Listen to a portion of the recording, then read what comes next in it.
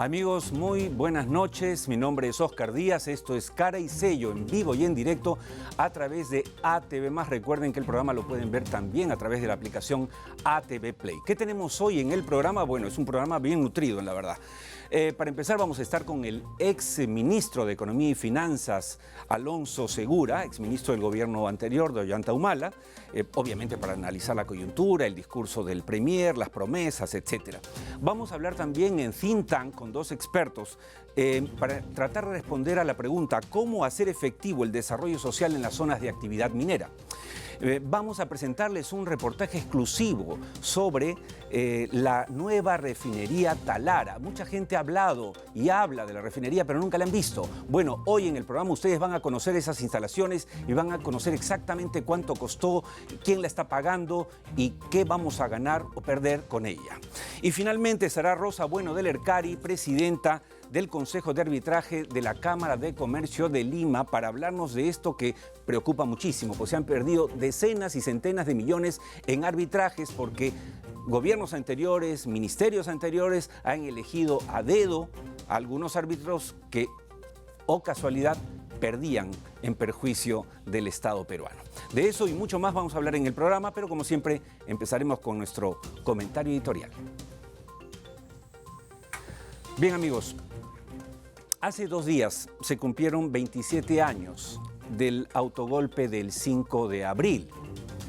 En aquel entonces, del 5 de abril de 1992, en aquel entonces el 90% de la población sin duda estaba a favor.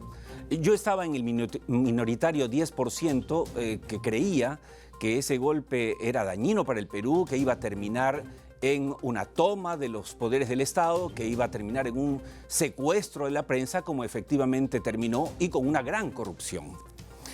Muchos decían en aquel entonces que el Perú necesitaba un gobierno con mano fuerte, ¿no es cierto? Que necesitábamos un gobierno como el de Pinochet. Incluso el presidente Alberto Fujimori se autodenominó Chinochet, ¿no? Siempre esbozando su sonrisa oblicua. Sin embargo, si revisamos sin apasionamientos, hechos y cifras, tenemos lo siguiente. La dictadura o dictablanda, como quieran ustedes, de Fujimori y Montesinos duró 8 años. La democracia que hoy vivimos, que nos permite hoy conversar, tiene 19 años, casi 2 décadas. ¿Y qué ha pasado en estas 2 décadas? Nos hemos hundido en la hiperinflación, nos hemos hundido en la convulsión social, en el terrorismo. No, señores, hemos crecido. Hemos crecido sostenidamente como nunca en la historia, 20 años seguidos de crecimiento económico. Tenemos reservas internacionales netas que superan los 63.000 millones de dólares, exportaciones que ya bordean los 50.000 millones de dólares. Pero claro, tranquilos, ya sé que algunos de ustedes levantarán la ceja y dirá, bueno, pero hay brechas sociales no resueltas. Claro, tenemos un sistema educativo que da pena, ¿cierto? El servicio de salud es deplorable. Así es. Y finalmente tenemos corruptos, políticos corruptos de sobra. También es cierto. Hay solo una diferencia. En dictadura no se puede juzgar, investigar ni apresar corruptos. En democracia sí, como viene ocurriendo hoy. Es una pequeña pero importante diferencia. Por lo tanto, la democracia, señores, no es perfecta. Sin embargo, como decía Churchill, efectivamente es el menos malo de los gobiernos y los datos que acabo de comentarles lo demuestran. Por eso, nunca más un golpe, nunca más un autogolpe. Viva la imperfecta democracia peruana, salvo mejor opinión. Bien, y ahora sí, estamos, Paula, conectados. Estamos conectados con nuestro corresponsal en México, hablando de democracia. AMLO, como se le dice comúnmente al presidente de México, López Obrador, está cumpliendo 100 días esta semana de gobierno. Muchos estaban aterrados, como cuando llegó un mal al gobierno, ¿no es cierto? Todos saquemos nuestros ahorros, vendamos nuestras casas de playa, pero no sé qué ha pasado ahora. Por eso estamos en conexión con Ciudad de México y con nuestro colega y amigo Henry Rafael. Henry, ¿cómo estás? Buenas noches. Buenas noches, Oscar, y a todos los televidentes de Cara y Sello. La temperatura política ya ha cumplido 100 días de López Obrador en la presidencia de México. Sí, ya, bueno, el tiempo va pasando y ya vamos casi por los 120 días en general de un gobierno que está marcando historia de alguna otra forma, como lo señalabas, ¿no? Ante los temores de lo que podía ser su gobierno, ha tenido en las encuestas cerca del 70 al 78% de aprobación por diversas encuestadoras de todos los colores. Eso quiere decir que hay una aprobación ciudadana a su mandato.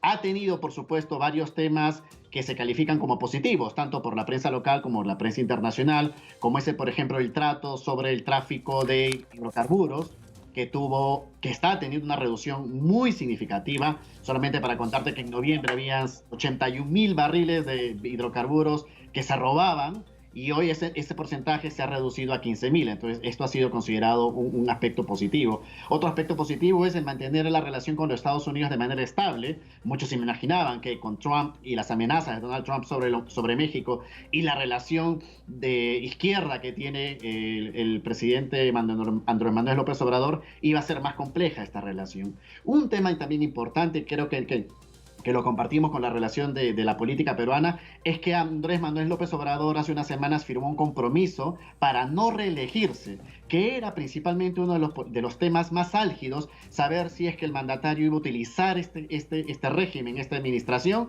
para buscar una reelección, y él ha afirmado que no va a reelegirse.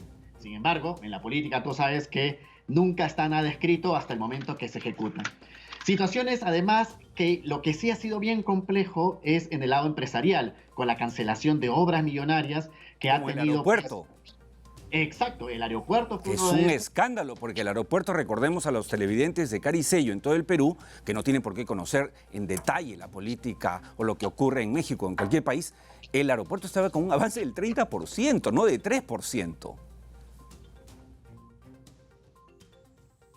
¿Se congeló la imagen? Ahí está Henry. Henry, ¿nos sigue viendo? ¿Lo hemos perdido? ¿Lo hemos perdido? Bueno, nada, seguimos en contacto a ver si Henry recuperamos la comunicación, pero efectivamente lo que les comentaba, amigos televidentes, es que en la decisión, por ejemplo, de anular la construcción del nuevo aeropuerto de México, yo estuve ahí el año pasado, la verdad es que creaba mucha expectativa porque iba a mover mucho dinero allá, y obviamente la anulación que ha llevado adelante el nuevo presidente ha causado un perjuicio tremendo y ha sido motivo de mucho fastidio en el empresariado nacional e internacional. Pero bueno, vamos a retomar posiblemente más adelante nuestro contacto con nuestro corresponsal en la Ciudad de México, pero hemos llegado a escuchar lo más importante de lo que tenía que decirnos. Le damos la bienvenida, buenas noches, al exministro Alonso Segura, exministro que estuvo de julio del 2014, o no, perdón, septiembre 2014, de septiembre a julio, bueno, sí. Casi 2 años. Sí. O sea, es de los ministros que más ha durado, ¿no? Ahora bueno, estamos acostumbrándonos a pocos tiempos. Sí. Lamentablemente, ¿no? Lo primero, Alonso, es su comentario, por favor, sobre la presentación del Premier en lo que es el capítulo económico. ¿Le pareció bueno, malo, lo entusiasmó o lo decepcionó? Yo creo que ni una ni otra, ¿no? Yo creo que fue un discurso dentro de lo esperable, un discurso de investidura, más para un Premier que asume a mitad de un mandato. Creo que rara vez permite que haya grandes novedades, ¿no? Entonces diría que me dio, digamos, tranquilidad. No vi nada muy disruptivo ni para bien ni para mal, ¿no? Ya, claro. Es una buena lectura. Como no había ningún anuncio importante, usted lo ve como algo que, digamos, nos llama a decir que la cosa va tranquila. Ahora, Julio Velarde ha dicho hace pocas semanas, yo estuve en Toronto y lo vi personalmente cuando dijo que había mucha gente quejándose en el Perú del crecimiento del 4%, pero que el ministro de Economía de México, justo hablamos de México, daría un riñón para crecer 4%. ¿Usted está contento con el 4%? ¿Usted cree que podemos crecer más? Usted que ha sido ministro 2 años de Economía. ¿O este es un deseo que no se asienta en la realidad? Sí, yo creo que hay que diferenciar entre lo que es el contexto inmediato de lo que es prepararse para el futuro, ¿no? En la coyuntura actual y con las características de la economía peruana, es difícil crecer más de 4%, salvo que tengas un impulso externo importante, ¿no? O alguna situación muy transitoria que te impulse. Inclusive podría crecerse ligeramente menos que eso, ¿no? Y por ese lado, digamos, es lo que es. Esa es la velocidad crucero de la economía peruana en este momento. La pregunta, más bien, es si estamos haciendo todo lo posible porque ese 4% de acá a 5 o 10 años se vuelva 4,5, después se vuelva 5, lo que fuera, ¿no? Yo creo que ahí no estamos haciendo lo suficiente, ¿no? Eso requiere una serie de reformas. Yo no te voy a hablar del término genérico de reformas de segunda generación, porque para mucha gente lo dice y son términos vacíos, pero requiere realmente que te fijes si estás invirtiendo lo suficiente en capital humano, por ejemplo, en los peruanos del futuro, en temas de competitividad. Y no solo competitividad, más te diría productividad, en generar nuevos motores, que es algo que sí ha estado en el discurso y sí lo ha dicho el ministro de Economía en una entrevista posterior al discurso del Y lo dijo el presidente premier. Vizcarra en CADE, donde llevó además un plan. Yo estuve también ahí presente y entusiasmó mucho al auditorio. Pero digamos, a mí la verdad que hablando de entusiasmo no me entusiasma nada ni el plan de competitividad público y menos aún el privado. No, me parece que son una lista de buenos deseos, pero no veo realmente una estrategia. En paralelo a ello hay más una agenda de productividad, de generar nuevos motores que ha estado mencionando el ministro de Economía. El premier lo mencionó muy al paso. Pues, nuevamente es un discurso en que tienes, Sí, claro. no sé, si lo ves escrito son más de 30 páginas. Lo ¿no? leí. Sí. Entonces no es que vas a decir primera prioridad, segunda prioridad, ¿no? Tienes que leer entre líneas, ¿no? El ministro de Economía posteriormente se ha salido en una entrevista hablando de esta necesidad imperiosa de mejorar productividad y generar nuevos motores. Y habló de algunos sectores en particular, por ejemplo, forestal, acuícola, turismo, ¿no? Yo creo que la agenda va por ahí. Una parte de la agenda va por ahí. En general, tú hablabas al comienzo del programa del éxito económico del Perú, básicamente, en los 20 años de democracia. Y eso datos es del BCR. No, y eso es cierto, eso es indiscutible, ¿no? El tema con el Perú es que si uno ve la macro, las grandes cifras se ven bien, se ven muy bien. El problema es que no hemos hecho lo suficiente en la micro, en las reformas chiquitas, en esas que no son las que uno ve en primera instancia, no son las primeras cifras que uno ve en un reporte económico, ¿no? Y esas son las que nos condicionan o nos limitan el crecimiento. Totalmente ¿no? de acuerdo. Y los temas que también comentaste de institucionalidad, ¿no? Una de las aristas es corrupción, etcétera. Ahora, etcétera. usted, Alonso, fue muy crítico al inicio del gobierno de Kuczynski, aunque se cuidó mucho, porque usted respeta mucho las formas, lo cual me parece muy bien. Pero fue muy claro al decir que la propuesta de frenar el gasto público, que era, digamos, la hipótesis de trabajo, ¿no es cierto?, del primer ministro de Economía del régimen de Kuczynski, iba a ser nocivo. Creo que no se equivocó. No, yo creo que están las cifras, ¿no? La economía se comenzó a contraer, se desaceleró abruptamente de inmediato y fue antes del Niño, contrario a lo que algunos quieren sostener, ¿no? Sí. Porque era evidente que la economía estaba saliendo, ya venía en aceleración. En el cambio de gobierno la economía estaba creciendo al 4,4, me parece, pero los fundamentos de crecimiento todavía no se habían alineado todos, entonces necesitaba sostener la senda de gasto. El argumento falaz que se usó es que había que ajustar porque los ingresos habían caído. El contraargumento era, hay ingresos que caen de momento y se recuperan y se van a recuperar en los próximos 12, 24 meses, como ocurrió. Ha habido una recuperación de más de un punto del PBI, ¿no? Entonces, Torne se equivocó de punta no se necesitaba a punta, ese ajustón, ¿no? Y de hecho, primero ajustaron y después soltaron, pero ya el daño estaba hecho, ¿no? Lo que ha hecho la economía el año pasado es volver a su nivel. Retornó como un corcho que lo chancas en el agua y regresa a su nivel a flotar. Sí, claro. Por eso estamos de nuevo en 4. Entonces, de nuevo la pregunta es si estamos haciendo lo suficiente. Creo que no. Se abandonó esta agenda de productividad, se llamó, el gran impulsor en la gestión que yo estuve fue Piero Gessi, diversificación productiva. Se está retomando, se abandonó en esos 2 años, digamos, del cambio de gobierno, se está retomando. La parte capital humano no se está retomando plenamente. La reforma educativa la están torpedeando de distintos lados. Reformas de capital humano dentro del sector público, Servir, no está avanzando. Entonces es fundamental mirar esas aristas, ¿no? Reformas de infraestructura, se cambió el marco de infraestructura PPs terriblemente también en esos primeros 18 meses de gobierno, se está retomando ahora, pero también con idas y venidas, ¿no? Entonces yo creo que en ciertas áreas no hay claridad todavía. Sí. ¿no? Ahora, en el gobierno pero hay claramente mejor manejo de lo que fue en la época que tú mencionas. Claro, el inicio con Torne, sí, efectivamente. En el gobierno de Humala se dijo algo que seguramente a usted le incomodaba, pero se decía a nivel empresarial, estamos en piloto automático, ¿no? y no se está creciendo, todo está ahí como flotando. ¿Usted siente que este gobierno está en piloto automático en el manejo de la cosa económica? Yo creo que ha estado un poco. Yo creo que no solo piloto automático. Yo creo que ¿cómo defines este gobierno? Kuczynski, Vizcarra, o depende cómo lo definas. Claro. Porque hay un cambio claro. Habría que separarlos, definitivamente. Yo creo que sí, los políticos quieren juntarlos, pero yo creo que la mentira.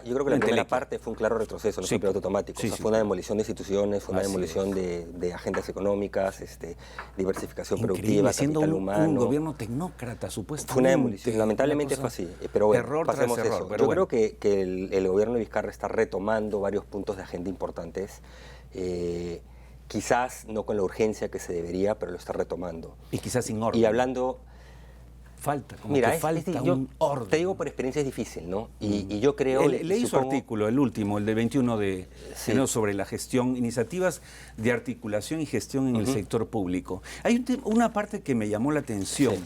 que estoy bien ácido. Dice, esta actitud se acentúa, o sea, hablando de la dificultad de poder hacer gestión pública, por la lógica persecutoria de la Contraloría General de la República, que a su vez se alimenta del escaso conocimiento técnico de sus funcionarios.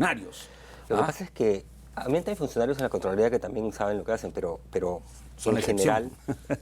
No, pero hay muchos casos en que no, y la Contraloría está adquiriendo poderes omnímodos. Sí, y pues. la verdad lo único que está haciendo Es frenar los proyectos. es frenar las decisiones de los funcionarios. Así O sea, es. la Contraloría no puede ser una entidad que asuma las competencias de los distintos Así sectores es. económicos o los funcionarios públicos. Claro, ¿no? está casi reemplazando a los ministros y Mira, a los por directores. decirlo en sencillo, ¿Cierto? la Contraloría debía decirte, dado que el Ministerio de Transportes entonces convencieron que el metro va por arriba, decirte algo que va por arriba y de estas características te debe costar tanto por metro cuadrado o por vagón, pasajero, lo que fuera. No, la Contraloría te puede decir hasta no, yo no quiero que vaya por arriba, tiene que ir por abajo. Exacto, eso y está cuestiona tu pasando. criterio técnico. Exacto. Eso es lo que está pasando, eso no puede pasar. No puede pasar. Y no está cambiando tampoco ahora en la gestión del nuevo Contralor tampoco, ¿no? De hecho, podríamos argumentar que está acentuando ese comportamiento, ¿no? Lo cual es complicado. De eso hablamos aquí con Fuad Curi, justamente, tratando de aclarar que hay un control, ¿no es cierto?, que es el concurrente. Ahora hay previo, concurrente y posterior. Exacto, el Hay los concurrente, ¿no? Exacto, previo, concurrente, y que realmente lo que le toca a una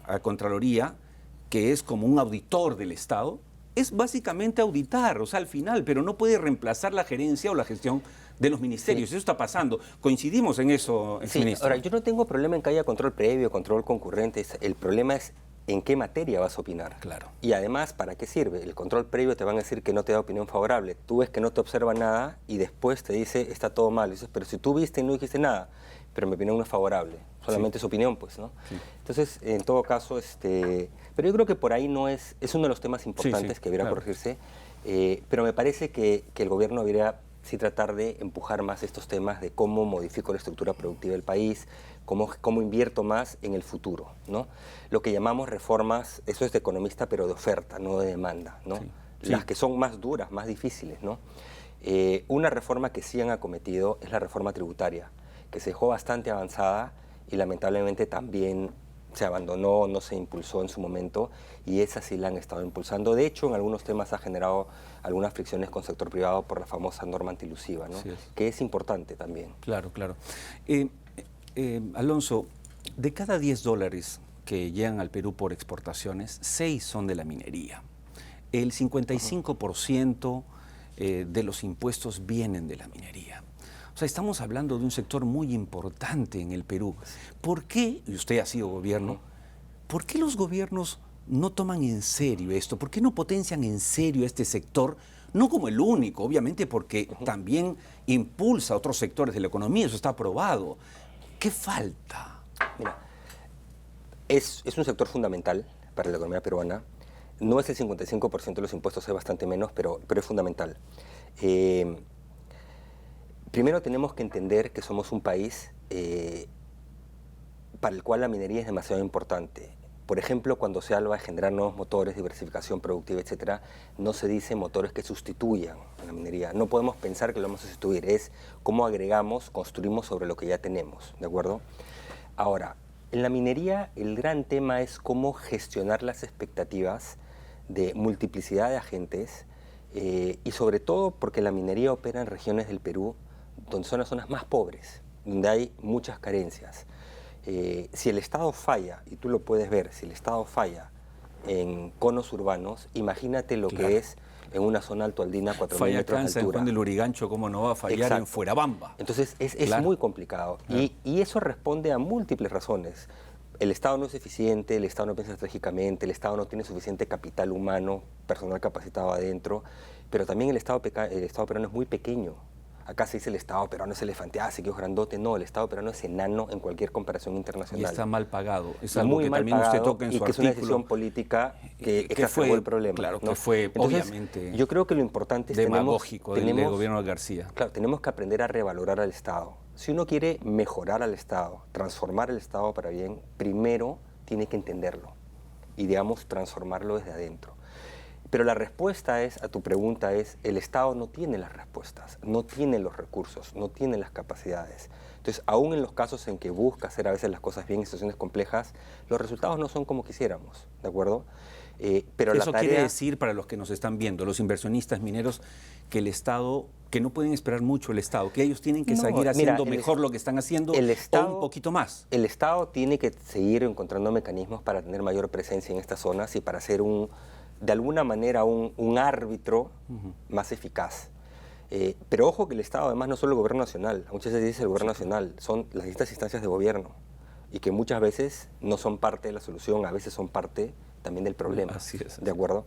Pero yo creo que para lograr consenso en torno a proyectos extractivos, claramente el sector privado tiene que hacer más, el Estado tiene que hacer más, pero también en muchos casos cometemos el error de siempre victimizar a las comunidades o a los pobladores. A veces tienen reclamos muy legítimos, pero a veces también se mezclan agendas que no son nada legítimas, y en este caso hay una parte de la problemática que responde también a eso, ¿no? Ciertamente, ciertamente, y felizmente parece que hoy día ya hubo humo blanco, ¿no? Y se resolvió el tema, pero hay por lo menos como una pausa, como una tregua. Va a regresar va a ir el Premier, entiendo que el día jueves. La comunidad en realidad está dividida, hay ciertos voceros de la comunidad que están diciendo que en realidad se precipitó el presidente de la comunidad en firmar, que no han desbloqueado. Pasa. Vamos a ver si mañana desbloquean, efectivamente. Claro, cuando la cosa ya calienta, y lo digo por experiencia de años en estos temas sociales, es muy difícil. Hay una tarea muy grande, en ese artículo menciono mesas ejecutivas, el que mencionaste, de establecer mecanismos para que el Estado pueda dialogar y recoger información con los distintos actores, sector privado, por ejemplo, de manera transparente. Es algo que el Estado típicamente no hace, y que estos mecanismos, esos instrumentos ayudan mucho. Alonso, le agradezco mucho su presencia hoy, pero antes de que nos deje, 4 consejos prácticos para que lleguemos al 2021 con buen pie en la economía. 4 consejos.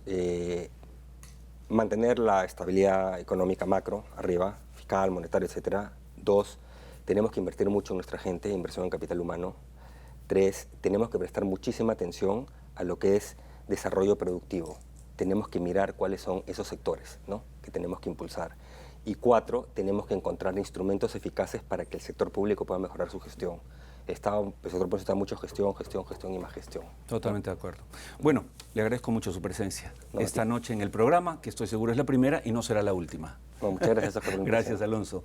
Bien, nos vamos rápidamente al corte y volvemos enseguida con nuestro segmento a Think Tank para hablar de cómo hacer efectivo el desarrollo social en las zonas con actividad minera. Y ahora los dejamos con nuestro dato duro de la semana para que ustedes conozcan, mírenlo bien. ¿Qué porcentaje creen ustedes que ocupa la actividad minera del todo el territorio nacional para producir el 60% de nuestras exportaciones? Mírenlo y volvemos después de la pausa.